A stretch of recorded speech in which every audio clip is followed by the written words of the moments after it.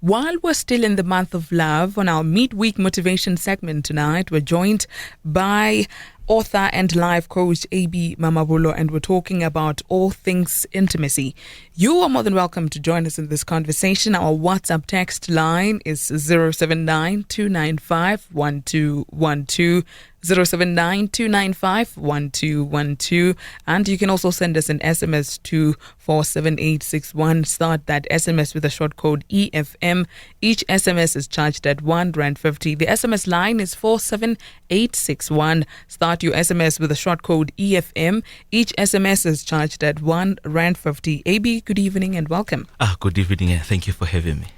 I would imagine a lot of people are surprised to say, okay, we're used to hearing this guy on Mondays and then suddenly he's here on a Wednesday evening. Yes. Now I understand that we've switched things up and now we have the midweek motivation, because even if you're motivated on a Monday, you could use a bit of pick-me-up even midweek to see you through the rest of the week.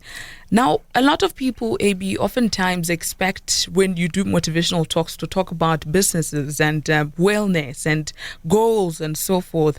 But tonight, you want us to focus on intimacy in this month of love. Why did you choose to inspire everyone on all things intimacy? I chose the topic because when I have been coaching couples and even individuals, I realized that the most common thing amongst all of the problems that couples are having in their relationships would be the issue of intimacy. Whether it's really romantic relationships, it's me and my girlfriend or me and my boyfriend, or it goes beyond even the romantic relationships and it goes to family relationships, work relationships. You find that people might be together or they might be working together, but they don't know each other and they are not intimate with each other. And I would like to use the definition that is used mostly in counseling environments, where the definition of the intimacy that we are talking about today is intimacy. Intimacy being the root where we get the word intimacy from. Intimacy in a sense that you would get into me and my thoughts, my fears, my desires, everything about me. And you would go deep into me and you would see me for who I am. You would see me for who I want to become. You would even see me for who or what has shaped me from where I come from. I have noticed that it's possible to be in a relationship with someone, maybe in the sense of romantic relationships. It's possible for you to have sex and not be intimate. It's also possible for you to be going out on dates, celebrating and doing all those things and find that you are not intimate. Then tomorrow you find your partner saying that, no, I love you, but I'm still in love with my ex. They are saying this because that ex of theirs, they have been intimate with them. They went inside of themselves and they poured themselves out to their partner. And now they know each other. They know each other's face and they've connected so deeply that even a memory in terms of sex or in terms of anything that we would be creating memories with, you'll find that they are deeply connected to that particular person. And I remember when I was finishing up my high school and I was going to university, I found that I had dreams that I wanted to accomplish. And when I spoke with my parents and tried to share with them those dreams and desires of mine, we ended up not being aligned. They wanted me to achieve certain things and I wanted to achieve certain things. And the same thing happens when we are building our relationships. You find that you want to achieve 1, 2, 3, 4, 5 with your life. This is where you want your life to go. These are the dreams or the desires that you want to achieve. And your partner has got a different path. Then tomorrow when we are seated together, when we are supposed to be getting to know each other deeply, when I'm supposed to be knowing what is it that's motivating you, what is it that it's driving you, you'll find that I'm not getting that chance because I have never poured out myself, or I've never given you the chance to come into me, to come into my heart, to come into my life and see me for who I am, to see me for who I want to become, and to see me for what I want to achieve in my life. And I've broken it down to 3 different kinds of intimacy. The first group or the first type of intimacy is wanted intimacy. This is the type of intimacy where it happens, I would categorize it, it happens with our friends or even our colleagues at work, where we would know each other. I would know that, oh, this is Rebecca, this is what she wants to do with her life. She is here at work to achieve 1, 2, 3, 5. And if I see her doing 1, 2, 3, 5, it's because it's supporting that dream of hers that she has. The second group, I call it unwanted intimacy. Unwanted intimacy is where one is being violated, or whatever it is that they want to achieve, or those dreams that they have, it's being violated by someone who's forcefully trying to know or taking away something that's important to them. Say, for example, another type, I would say that inside unwanted intimacy, I would bring in the issue of cheating and even rape. You'll find that I wanted to achieve 1, 2, 3, 4, 5 with my sexuality. I define myself based on my sexuality and how pure I want to keep my purity, or I want to keep the purity pledge. Now, if you come into my life and instead of you knowing me for who I am and not going or stepping to those boundaries of even going to the issue of sex, you find that when you are taking away that innocence, or you are violating that pledge I had because you want to fulfill your temporary need, and you are going to violate me and what I desire for myself or for my sexuality. You are being intimate with me, but I am not allowing you or giving you the permission to be intimate with me on that level. The last part, I call it needed intimacy. This is the group where Maslow, in his hierarchy of needs, talks about the sense of belonging and love, where we need to be loved and appreciated and acknowledged by others, where in human needs psychology, we talk about love and connection, where I want to be connected and I want to be loved by others. Those who are around me, or my partner, or my family, I want them to love me, and I want to feel that I am connected to them. This is the category that I want us to spend most of the time tonight talking about, because I want to share the tips that would help us to be able to be intimate with our family, to be intimate with our colleagues, and to be intimate with everyone who comes in contact with us, so that we'll be able to have good relationships. And I've made a couple of questions that I would like you, as you are listening to this show, note them down, so that whenever you get the chance, when you are seated with your partner, or when you are with your colleagues, you should be able to ask them these questions, and they should also be able to ask you these questions. The first question would be, what is the dream that you have for yourself? When I'm asking you this question, I want to tap into the future.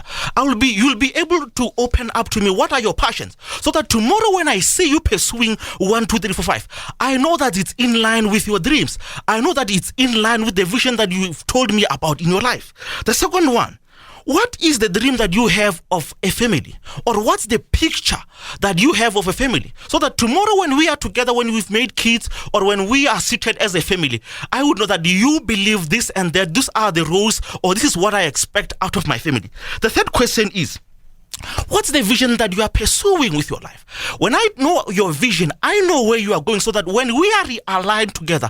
Last week we spoke about love being the connection where people are helping each other to achieve whatever dreams that they want to achieve. Now, when I ask you what is the vision that you have for your life, or what's the vision that you are pursuing for your life, I am able to know that this is the direction that my partner wants to go, or this is the direction that my son or my daughter wants to go. And if I am going to support them in this vision that they are pursuing, I will need to do 1, 2, 3, 5, because it will help them achieve the vision that they've got for themselves. Another one would be, what's the mission or purpose that you believe that you are called for? When you are asking this question, I am getting into knowing what's the sense of meaning that I know that my partner has, or what's the sense of meaning or calling that my children have, or what's the sense of meaning or calling that my employees have at work, so that I'll be able to help them to align their personal missions and purposes with the one that I'm driving in this company. Another question would be, what are the fears that you have in relationships? What are those things that would be triggers for you? Maybe if I say something, or if I do something to you, maybe it would be a trigger to you. When I know your fears, then I know that I need to protect you and those fears that you've got. I know that I need to protect you and the insecurities that you might have around us as colleagues, or us as a romantic couple, or even us as a family. Another question would be, what is the relationship, or how was the relationship between your mother or father, or what's the model that you saw of a good relationship that you aspire to have yours like? When I know that the model that you are living your life that you want to model, or the one that's motivating you, I would know that if I want to love you better, I would go back and to say that, how did your parents love you, so that I, as your partner, would be able to love you the way that you would want me to love you. And in his book, Gary Chapman talks about the 5 love languages, because each and every one of us, we communicate differently.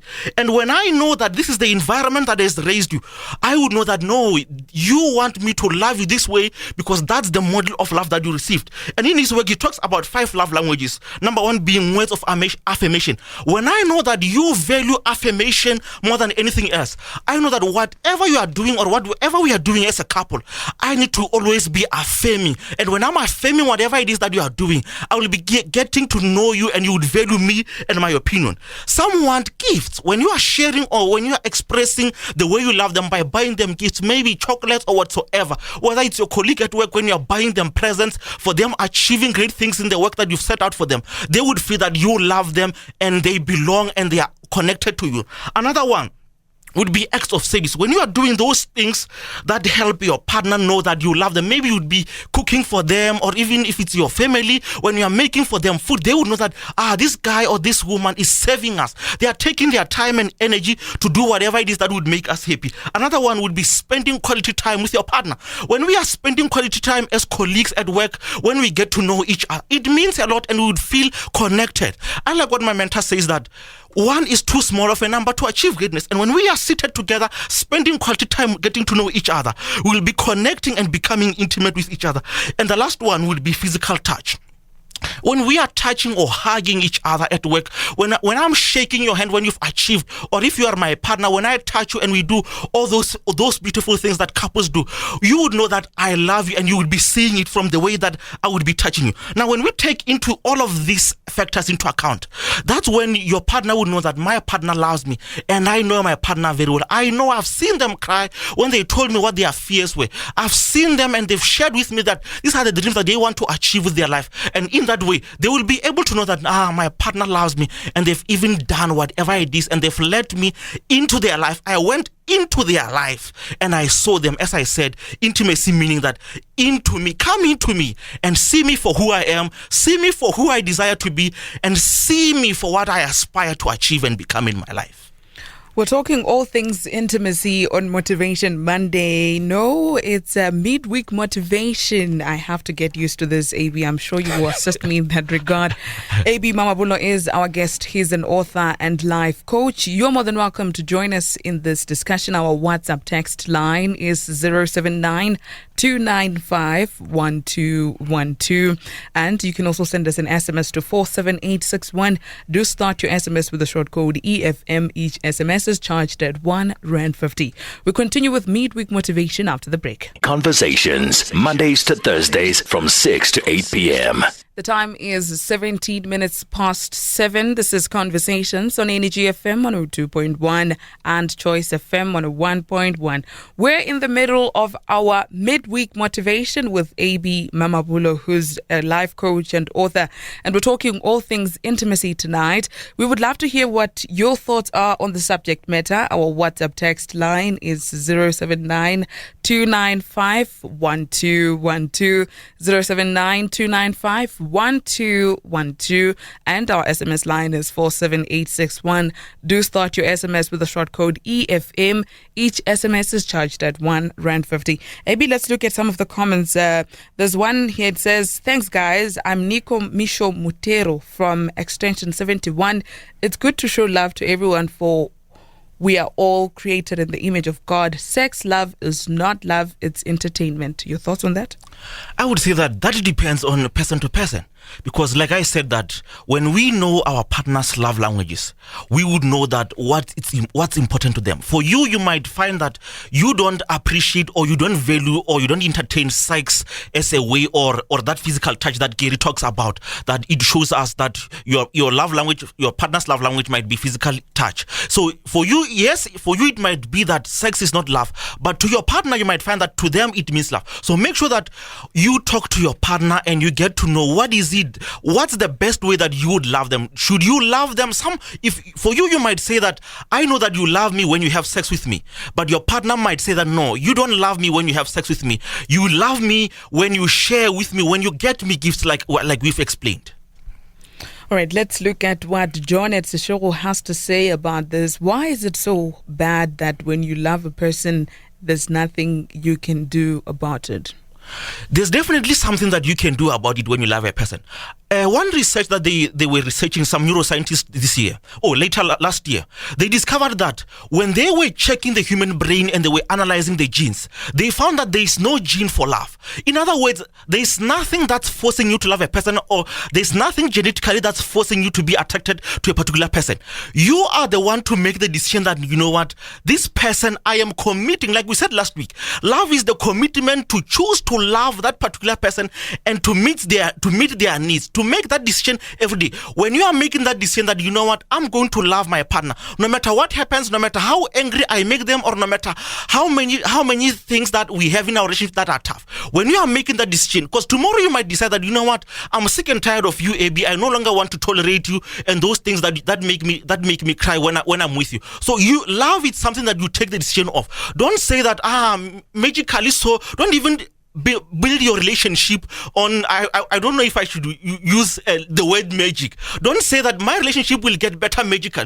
You are the one who's supposed to put in the work, and the amount of work that you are putting in your relationship to show your partner that you love and care for them, that's the one that will help you to take control of that relationship, and it will help you to take control of the way you feel, because you are letting someone into your life. You want to spend the rest of your life with this particular person, and whoever they are becoming every day. I like one guy in one comedy, one says that I like says. He says that when he was making his vows, he said that I am vowing to love you and who you will become today or tomorrow. In other words, I don't love you for who you are now, but even the person that you might become tomorrow, even if you start changing your body shape is no longer the way that I fell in love with you, I will still love you because that's the person that you've become. Even if you no longer do those things, or you are no longer that person physically, or however, even if you lose your job, I am still going to love you as you are and who you are becoming. When we do that, and when we've got that mindset of us being in a relationship that way, we are taking full control of the relationships in our lives. Take us through some of the lessons that you've have had to encounter in your coaching practice, particularly looking at intimacy. One of the lessons that I saw and I learned is that people don't share traumatic memories of their lives. You'll find that something happened in your life and it's shaping the way you view relationships, whether it's me relating to you or it's me relating to your partner. You'll find that people are not sharing those traumatic moments that they've experienced in their life. If there's something that you've experienced that's traumatic in your life that you want me to know about, when you are sharing that with me, I get to know you very well. So please, whatever it is, don't only just want to know the good things that your partner has gone through in their life. Also go deep into knowing those traumatic memories and be willing to share, to be vulnerable towards your partner and to open up yourself and who you are so that they will know you. And another thing that I've learned that people don't do or they don't share is that people shy away from talking about sex. Like this, like one of the comments that we had, the person says that I don't view love or sex is not love. You find that if you don't share with your partner that this is the appetite that I have, or this is what sex means to me, you'll find that tomorrow your partner is expecting that you would have sexual relations with them, or they, from their perspective, you are showing or expressing love to them when you are being intimate with them in terms of sex. But you find that that's not what they are looking for. Also share with your partner. Tell them that no, this is the appetite, or this is how far the experience or the memories that I've gotten or developed in terms of sex. Now, then your partner knows that, oh, for my partner to be sexually gratified or for my partner to be sexually fulfilled, I need to do this so that I'll be able to fulfill that appetite that they've got for sex. So make sure that you share with your partner that appetite that you have for sex. Another thing that I learned is that money always becomes one of the problems that we have in relationships. We find that someone is saying that, no, I loved you when you had a job because you could provide for me. But now tomorrow that I've lost my job or changes have come into the industry and I've lost my job, you find that now you no longer love me. And one of the most common things that we see or have heard people complaining about is that I loved my partner. I took her or I took him to school. I made sure that they had everything that they needed. I even sacrificed everything that I had. But immediately when they got employed, when they started to make money, they left me and they met other partners. So make sure that you share with your partner. How much do you value value, or what's the appetite that you've got for money?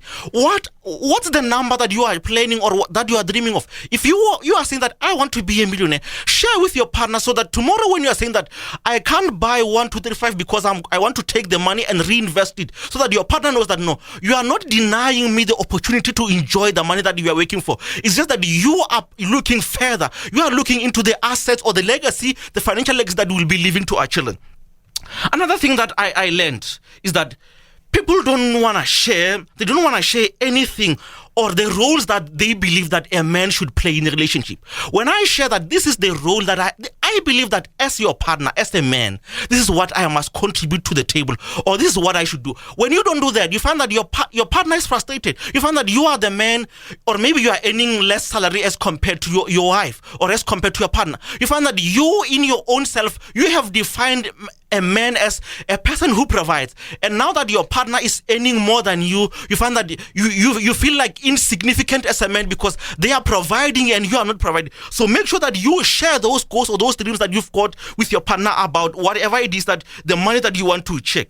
Another thing that I've learned is that people don't share the model or the environment that shaped them. You find that they are afraid to open up to say that this is the way I saw my father model love to my mother, or this is the way I saw my mother model love to my partner. Then you find that tomorrow we are having problems. You find that now when you expect when I'm supposed to be giving you flowers, because I saw that my father loved my mother when he was giving him flowers, when he was getting him gifts.